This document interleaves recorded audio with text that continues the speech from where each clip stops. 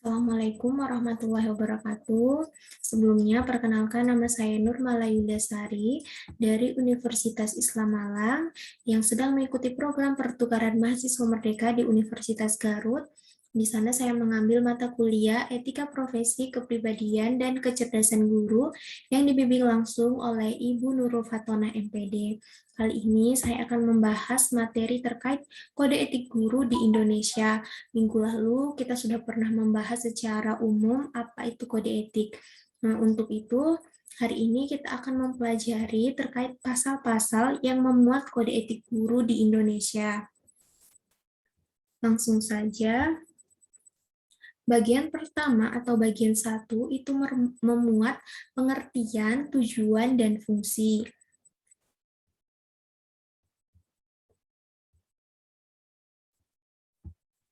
Pasal 1 yang terdapat 2. Yang pertama itu, Kode Etik Guru Indonesia adalah norma dan asas yang disepakati dan diterima oleh guru-guru Indonesia sebagai pedoman bersikap, berperilaku dalam melaksanakan tugas profesi sebagai pendidik, anggota masyarakat, ataupun warga negara.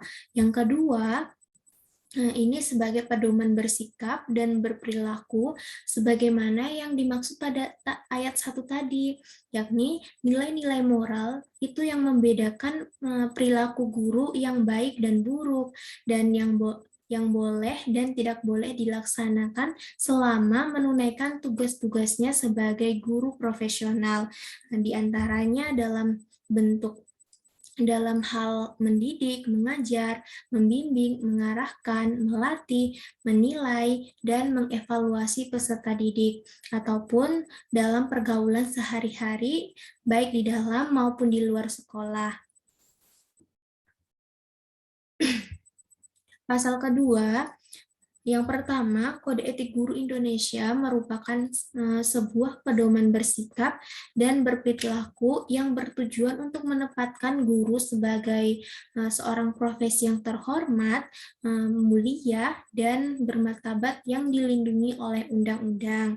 Yang kedua, Kode Etik Guru Indonesia berfungsi sebagai seperangkat prinsip dan norma moral yang dilandasi dengan pelaksanaan tugas dan layanan profesional guru dalam hubungannya dengan peserta didik, orang tua atau wali murid, sekolah, dan rekan sejawat atau seprofesi, organisasi profesi, dan pemerintah sesuai dengan nilai-nilai agama, pendidikan, sosial, etika, dan kemanusiaan.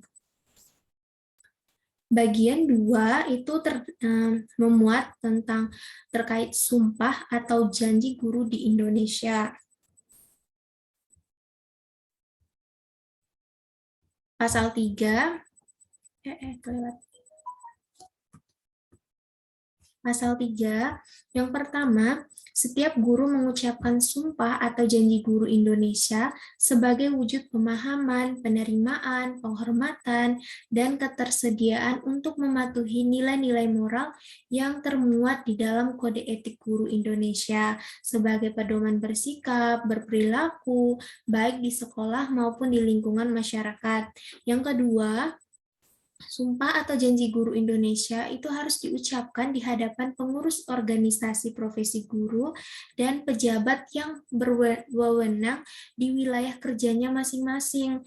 Jadi yang ketiga, setiap pengambilan sumpah atau janji guru Indonesia itu wajib dihadiri oleh penyelenggaraan kesatuan pendidikan. Pasal 4 ini ada 2 juga. Yang pertama itu naskah sumpah atau janji guru itu harus dilampiri sebagai bagian yang tidak terpisahkan dari Kode Etik Guru Indonesia. Yang kedua, pengambilan sumpah atau janji guru Indonesia dapat dilaksanakan secara perorangan ataupun kelompok sebelum melaksanakan tugasnya sebagai guru.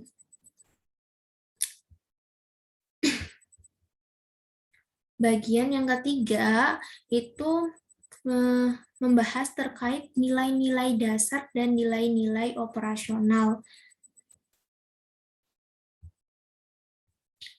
Pasal 5, Nah, kode etik guru ini harus bersumber dari yang pertama itu nilai-nilai agama dan Pancasila. Yang kedua, nilai-nilai kompetensi pedagogik, kompetensi kepribadian, kompetensi sosial, dan kompetensi profesional. Yang ketiga, itu kita harus dilandasi dengan nilai-nilai jati diri, harkat, dan martabat manusia yang meliputi perkembangan kesehatan jasmani, emosional, intelektual, sosial, maupun spiritual. Selanjutnya, pasal 6. Pasal 6 ini banyak sih, ini apa kayak hubungan-hubungan guru peserta didik, orang tua, nanti kita bahas di slide selanjutnya. Yang ini kita akan membahas tentang hubungan guru dan peserta didik. Yang pertama itu guru harus berperilaku secara profesional dalam melaksanakan tugas mendidik, mengajar, membimbing, mengarahkan, melatih, menilai, dan mengevaluasi proses dan hasil pembelajaran. Yang kedua, guru itu harus membimbing peserta didik untuk memahami suatu pembelajaran, menghayati dan mengamalkan hak-hak dan kewajibannya sebagai individu, warga sekolah, ataupun anggota masyarakat. Yang ketiga, itu guru harus mengakui bahwasannya setiap peserta didik itu memiliki karakteristik secara individual dan masing-masingnya bahkan atas layanan pembelajaran. Yang keempat, itu guru menghimpun informasi tentang peserta didik dan menggunakannya untuk kepentingan proses pendidikan. Yang kelima, guru secara perseorangan atau bersama-sama secara terus-menerus harus berusaha menciptakan, memelihara, dan mengembangkan suasana sekolah yang menyenangkan sebagai lingkungan belajar yang efektif dan efisien bagi peserta didik. Selanjutnya, yang keenam, itu guru harus menjalin hubungan dengan peserta didik yang harus dilandasi dengan rasa kasih sayang dan menghindari diri dari tindakan kekerasan fisik yang di luar batas kaidah pendidikan. Yang ketujuh, guru harus berusaha secara manusiawi untuk mencegah setiap gangguan yang terdapat yang dapat mempengaruhi perkembangan negatif bagi peserta didik. Yang kedelapan, guru secara tidak langsung harus dapat mencurahkan usaha-usaha profesionalnya untuk membantu peserta didik dalam mengembangkan kepribadiannya, termasuk kemampuan untuk berkarya. Yang kesembilan, guru juga harus menjunjung tinggi harga diri, integritas, dan tidak sekali-sekali merendahkan martabat peserta didiknya. Yang ke-10, guru bertindak dan memandang semua tindakan peserta didiknya secara adil. Yang ke-11 itu guru harus berperilaku taat kepada hukum, menjunjung tinggi kebutuhan dan hak-hak peserta didiknya. Yang ke-12, guru itu terpanggil hati nurani dan moralnya untuk secara tekun dan penuh perhatian bagi pertumbuhan dan perkembangan peserta didiknya. Yang ke-13 ini guru harus bisa membuat usaha-usaha yang bersifat rasional untuk melindungi peserta didiknya dari kondisi-kondisi yang menghambat proses belajar yang menimbulkan gangguan kesehatan ataupun keamanan bagi peserta didiknya. Yang ke-14, guru tidak membuka rahasia pribadi peserta didiknya untuk alasan-alasan yang tidak ada kaitannya dengan kepentingan pendidikan, hukum, kesehatan, dan kemanusiaan. Yang ke-15, guru tidak menggunakan hubungan dan tindakan profesionalnya kepada peserta didik dengan cara yang melanggar norma sosial ataupun norma kebudayaan, moral, dan agama. Jadi yang terakhir, yang ke-16 ini, guru tidak menggunakan hubungan dan tindakan profesionalnya dengan peserta didik untuk memperoleh keuntungan-keuntungan secara pribadi. Nah, selanjutnya masih termasuk pasal 6. Ini ada hubungan guru dengan orang tua atau wali murid. Yang pertama, itu guru harus berusaha membina hubungan kerjasama secara efektif dan efisien dengan orang tua atau wali murid dalam melaksanakan proses pendidikan. Yang selanjutnya, yang kedua, itu guru harus memberikan informasi kepada orang tua secara jujur dan objektif mengenai perkembangan anak atau perkembangan peserta didik di sekolah. Yang ketiga, guru merahasiakan informasi setiap peserta didik kepada orang lain yang bukan orang tua atau wali peserta. Jadi yang keempat, guru harus berkomunikasi secara baik kepada orang tua atau wali siswa mengenai kondisi dan kemajuan peserta didik dalam proses pendidikan pada umumnya. Selanjutnya, itu guru menjunjung tinggi hak orang tua atau wali murid untuk berkonsultasi dengannya berkaitan dengan kesejahteraan, kemajuan, dan cita-cita anak ataupun anak-anak akan pendidikan. Selanjutnya, yang terakhir, guru tidak melakukan hubungan dan tindakan profesionalnya dengan orang tua atau peserta atau wali murid untuk memperoleh keuntungan secara pribadi.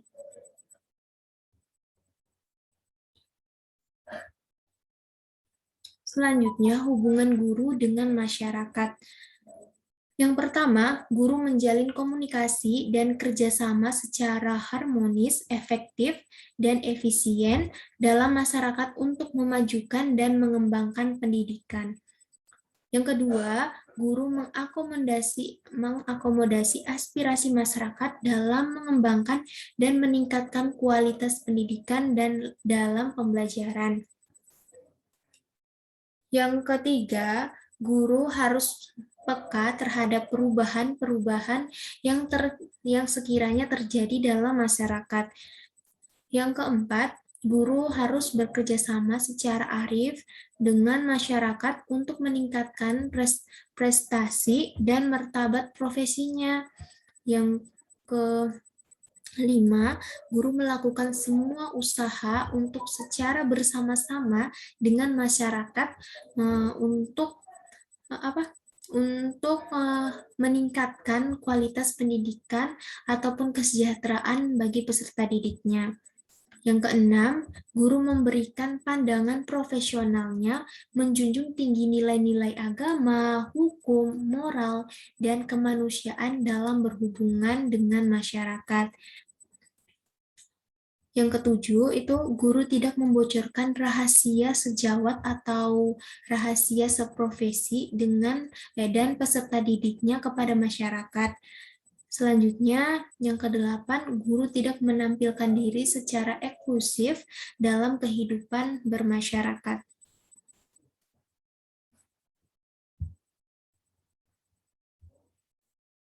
Masih pada pasal yang ke-6, hubungan guru dengan sekolah dan rekan sejawat.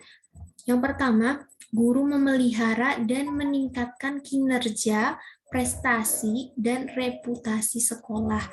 Yang kedua, guru harus memotivasi diri dan rekan sejawat secara aktif dan kreatif dalam melaksanakan proses pendidikan. Yang ketiga, guru harus dapat menciptakan suasana sekolah yang kondusif. Yang keempat, guru menciptakan suasana kekeluargaan baik di dalam maupun di luar sekolah. Yang kelima, guru harus saling menghormati sesama guru. Yang keenam, guru tuh saling membimbing antar sesama rekan sejawat. Yang ketujuh, guru menjunjung tinggi martabat profesionalisme dan hubungan kesejawatan dengan standar dan kearifan profesional. Yang kedelapan, guru dengan berbagai cara harus membantu rekan-rekan juniornya untuk tumbuh secara profesional dan memilih jenis pelatihan yang relevan dengan tuntunan profesionalitasnya. Yang kesembilan, guru menerima otoritas kolega seniornya untuk menginspirasi pendapat-pendapat profesionalnya yang berkaitan dengan tugas-tugas pendidikan ataupun dalam pembelajaran. Yang ke-10, Guru itu membasiskan diri pada nilai-nilai agama, moral, kemanusiaan, dan setiap tindakan profesional dengan sesama gurunya.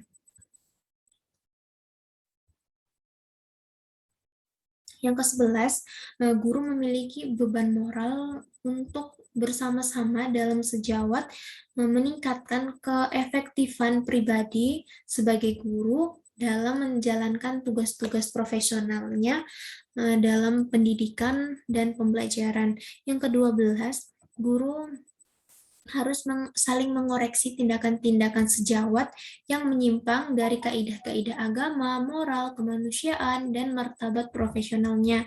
Yang ke-13, guru tidak mengeluarkan pernyataan yang keliru yang berkaitan dengan kualifikasi dan kompetensi sejawat ataupun calon sejawat. Yang ke-14, guru tidak melakukan tindakan dan mengeluarkan pendapat yang akan merendahkan martabat pribadi dan profesional sejawatnya. Yang ke-15, guru tidak mengoreksi tindakan-tindakan profesional sejawatnya atas dasar pendapat siswa ataupun pendapat masyarakat yang tidak dapat dipertanggungjawabkan kebenarannya.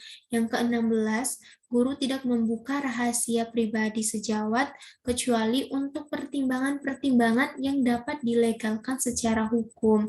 Yang ke-17, guru tidak menciptakan kondisi atau bertindak yang langsung ataupun tidak langsung akan dapat memunculkan konflik dengan sesama gurunya.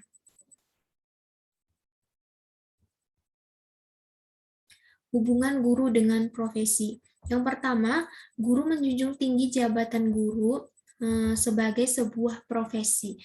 Yang kedua, guru berusaha mengembangkan dan memajukan disiplin ilmu pendidikan dan mata pelajaran yang akan diajarkan. Yang ketiga, guru terus-menerus meningkatkan kompetensi dirinya. Yang keempat, guru harus menunjung tinggi tindakan dan pertimbangan pribadi dalam menjalankan tugas-tugasnya sebagai seorang guru yang profesional dan bertanggung jawab atas konsekuensinya. Yang kelima, guru menerima tugas-tugas sebagai suatu bentuk tanggung jawab, inisiatif individual, dan integritas dalam tindakan-tindakan profesional lainnya. Yang keenam, guru tidak melakukan tindakan ataupun mengeluarkan pendapat yang akan merendahkan martabat profesionalnya. Yang ketujuh, guru tidak menerima janji, pemberian, dan pujian yang dapat mempengaruhi keputusan atau tindakan-tindakan profesionalnya. Yang kedelapan, guru tidak mengeluarkan pendapat dengan maksud menghindari tugas-tugasnya dan bertanggung jawab yang muncul akibat kebijakan baru di bidang pendidikan dan pembelajaran. Hubungan guru dengan organisasi profesinya. Yang pertama, guru menjadi anggota organisasi profesi guru dan berperan serta secara aktif dalam melaksanakan program-program organisasi bagi kepentingan guru. Yang kedua, guru menetapkan dan memajukan organisasi profesi guru yang memberikan manfaat bagi kepentingan kependidikannya. Yang ketiga, guru harus aktif mengembangkan organisasi profesi guru agar menjadi pusat informasi dan komunikasi pendidikan untuk kepentingan guru ataupun kepentingan masyarakat. Yang keempat, guru menjunjung tinggi tindakan dan pertimbangan pribadi dalam menjalankan tugas-tugas organisasi profesi dan bertanggung jawab atas konsekuensinya. Yang kelima, guru menerima tugas-tugas organisasi profesi sebagai suatu bentuk tanggung jawab, inisiatif individual, dan integritas dalam tindakan-tindakan profesional lainnya. Yang keenam, guru tidak melakukan tindakan dan mengeluarkan pendapat yang mungkin dapat merendahkan martabat dan eksistensi organisasi profesinya. Yang ketujuh, guru tidak mengeluarkan pendapat dan bersaksi palsu untuk memperoleh keuntungan secara pribadi dari organisasi profesinya. Yang kedelapan, guru tidak mengatakan keluar dari keanggotaan sebagai organisasi profesi tanpa alasan yang mungkin tidak dapat dipertanggungjawabkan.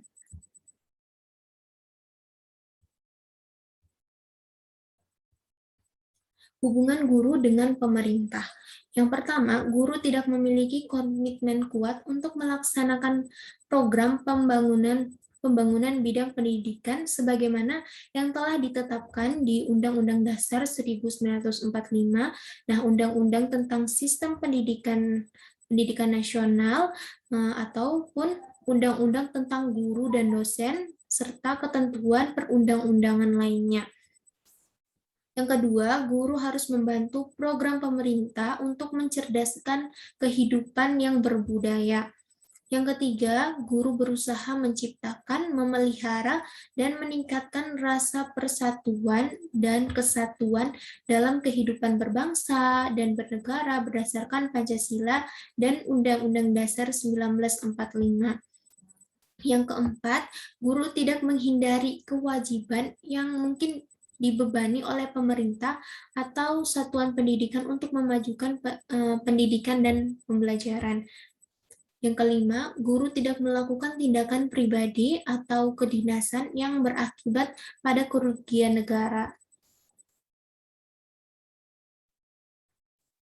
Bagian 4, aduh bentar. Bagian 4 itu terdapat pelaksanaan, pelanggaran, dan sanksi. Masuk pada pasal yang ke-7. Yang pertama, guru dan organisasi profesi guru harus bertanggung jawab atas pelaksanaan Kode Etik Guru Indonesia. Yang kedua, guru dan organisasi guru harus melaksanakan kewajibannya untuk mensosialisasikan Kode Etik Guru Indonesia kepada rekan sejawat, penyelenggara pendidikan, masyarakat, ataupun pemerintah. Pasal ke-8, yang pertama itu pelanggaran. Nah, pelanggaran adalah perilaku yang menyimpang atau yang tidak melaksanakan Kode Etik Guru Indonesia dengan ketentuan perundangan yang berlaku, yang berkaitan dengan profesi guru. Yang kedua, guru yang melanggar Kode Etik Guru Indonesia itu akan dikenai sanksi sesuai dengan ketentuan peraturan yang berlaku. Yang ketiga, itu ada jenis pelanggaran melalui pelanggaran kayak ringan, sedang, dan berat. Pasal 9. Yang pertama, pemberian rekomendasi sanksi terhadap guru yang melakukan pelanggaran terhadap Kode Etik Guru Indonesia menjadi sebuah wewenang Dewan Kehormatan Guru Indonesia. Yang kedua, pemberian sanksi oleh Dewan Kehormatan Guru Indonesia sebagaimana yang dimaksud pada ayat 1 harus objektif, tidak diskriminatif, dan tidak bertentangan dengan anggaran dasar organisasi profesi serta peraturan perundang-undangan. Yang ketiga, rekomendasi Dewan Kehormatan Guru Indonesia sebagaimana yang dimaksud pada ayat 1 yang wajib dilaksanakan oleh guru yang wajib dilaksanakan oleh organisasi profesi guru.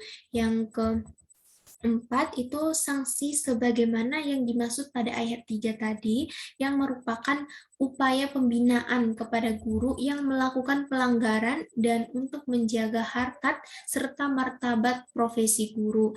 Yang kelima, siapapun yang mengetahui telah terjadinya pelanggaran Kode Etik Guru Indonesia itu harus itu wajib untuk melapor kepada Dewan Kehormatan Guru Indonesia, baik organisasi profesi guru ataupun pejabat yang berwenang. Yang keenam, setiap pelanggar dapat melakukan pembelaan diri dengan atau tanpa bantuan organisasi profesi guru dan atau penasehat hukum sesuai dengan jenis pelanggaran yang dilakukan di hadapan Dewan Kehormatan Guru Indonesia. Bagian 5, ketentuan tambahan. Pasal 10, yang ini tenaga kerja asing yang diperkerjakan sebagai guru pada satuan pendidikan di Indonesia wajib mematuhi Kode Etik Guru Indonesia dan peraturan perundang-undangan yang berlaku di Indonesia. Bagian ke-6 yang terdapat penutup, pasal 11, yang pertama itu setiap guru harus secara bersungguh-sungguh menghayati, mengamalkan, serta menjunjung tinggi Kode Etik Guru Indonesia. Yang kedua, guru yang belum menjadi anggota organisasi profesi guru harus memilih organisasi profesi guru yang pembentukannya itu sesuai dengan peraturan perundang-undangan. Yang ketiga, Dewan Kehormatan Guru Indonesia harus menetapkan sanksi kepada guru yang telah secara nyata melanggar Kode Etik Guru Indonesia. Alhamdulillah, sekian penjelasan dari saya terkait pasal-pasal yang memuat Kode Etik Guru Indonesia. Kurang lebihnya saya mohon maaf. Terima kasih sebelumnya. Wassalamualaikum warahmatullahi wabarakatuh.